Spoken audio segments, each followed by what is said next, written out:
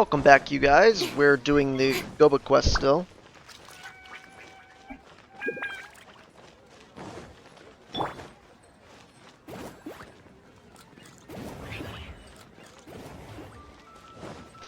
That's stupid.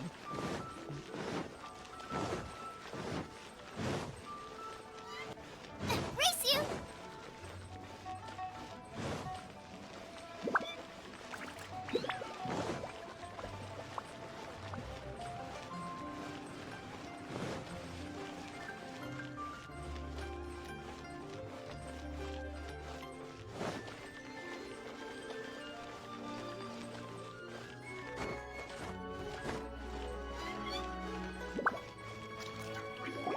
Master! Hey, Madam Bing!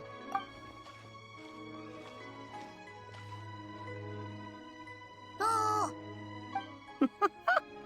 Hello, Xiangling. Madam Ping is Xiangling's master? I did not expect that. Master, how are you keeping these days? Are you well? Oh, very well, thank you. What a surprise it is that you all had the time to come and visit me today. Hello. Master, we came here because we have a question for you. Do you know about the Stove God? Of course I know the Stove God. Does this mean you know them personally? Ah, I see. It's the Moon Chase Festival, isn't it? How interesting. So you came to hear some stories about the Stove God. That's right. We're investigating something that happened recently. I see. The great stone surfaces. And so you open an investigation. I must commend your guesswork this far. I did indeed know the Stove God of whom you speak, but it was a great many years ago. Moonchase was originally a rite observed by the Adepti, not something in which the ordinary people of Liyue would ever partake. But over the years, they have sought to emulate it for themselves many times, giving rise to various festivals bearing the Moonchase name. On nights when the moon shone bright, everybody would get together for joyful reunions. There would be fine food, fine wines, and choice teas. Later, Rex Lapis unified all of these various festivals under the Moonchase name to honor an old friend of his. In short, the heavens were our witness as we vowed to the moon to come together in joyful solidarity, to remember the past and reflect upon the present. That is the meaning of the Moonchase Festival. Rex Lapis. That friend made many contributions to Liyue, and Rex Lapis would not have them go unrecognized. Turning this season into a commemoration of his old friend was also a way to honor that friendship.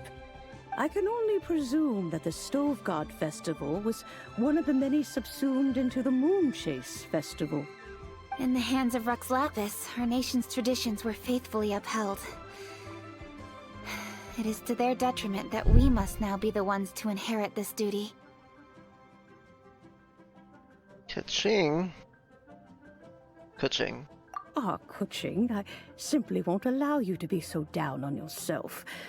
Nothing would delight Rex Lapis more than to know that those who follow in his footsteps continue to value these traditions and are working tirelessly to do them justice. Thank you. Lady Kuching. Huh? Lady Kuching, Lady Ningguang wishes to speak with you. Ningguang's looking for me? Must be important. Please excuse me, everyone. If I'm not back soon, you'll find me at Ningguang's office. Alright. There she goes. Kaching's a lot more serious when she's got her work face on. Do you want to know who Rex Lapis's friend was? Yes. Oh! Paimon does! The Stove God. Yes, precisely. There are few genuine coincidences in the world. The story of the Lost Festival and the old friend are indeed one and the same. The Stove God was a good friend of mine, too. What a pity it is that the god is now gone both from the world and from people's memories. How could that happen? It is to everyone's regret that the Stove God passed. But gods cannot be fully destroyed, and we made a pact to wait until the land became fruitful once more. For perhaps the Stove God would then return, albeit in a new form. Really? Master, you must miss the Stove God a lot, right?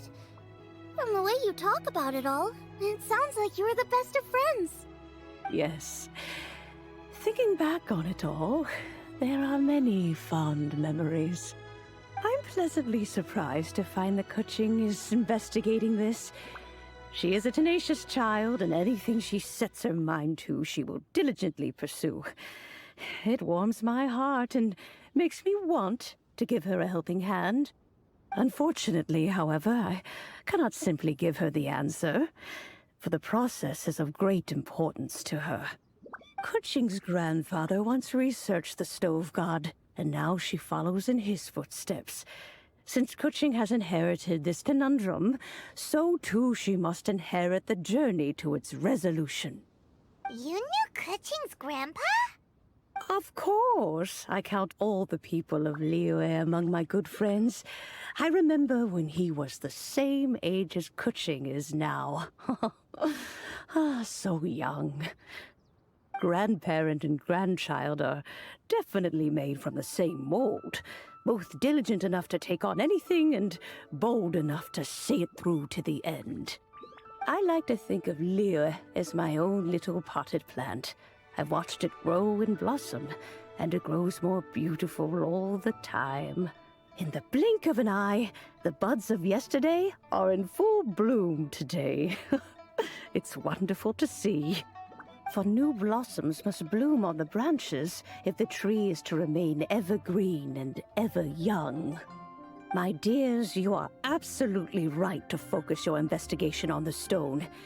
It is, as you suppose, the lost statue of the Stove God, and within it lie all the answers that you seek. I should like to see the stone for myself if you would lead me to it. Perhaps the truth will emerge even as we watch on.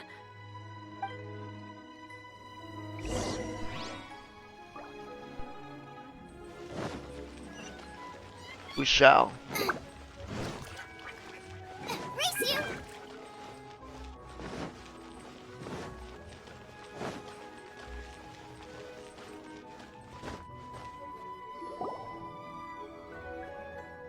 You're all here. I was just about to send someone to fetch you. Kuching, has the stone undergone any changes? A crack has appeared in one corner, but we still can't tell what's inside. What happened? Did someone chip it while no one else was looking? More likely a natural occurrence. Our weapons have had no effect on it. How would a natural occurrence crack it open? This is because the Stove God draws power from the actions of the masses. The heat of a busy kitchen, the joy of a reunion. Keep up the good work, and the truth will rise to the surface soon enough. All the books say the Stove God is the deity of food. So is the stone opening up because everyone's cooking for the festival? Statues draw power from their people.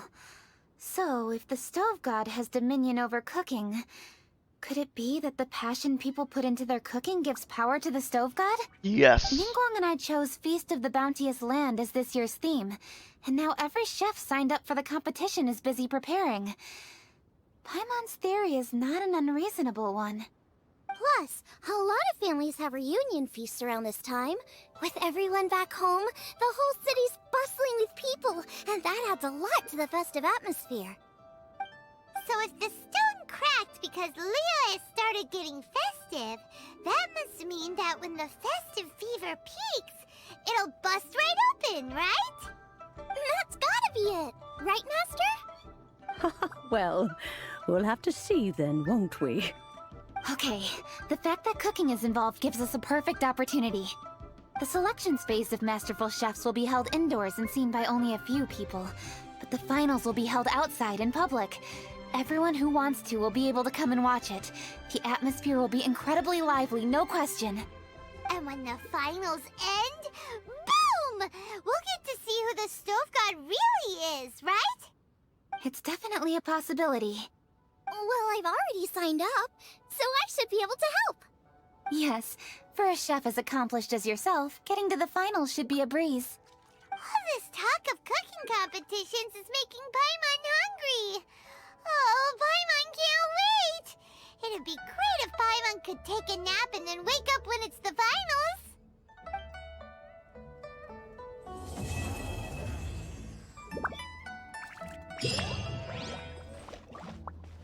Okay, you guys.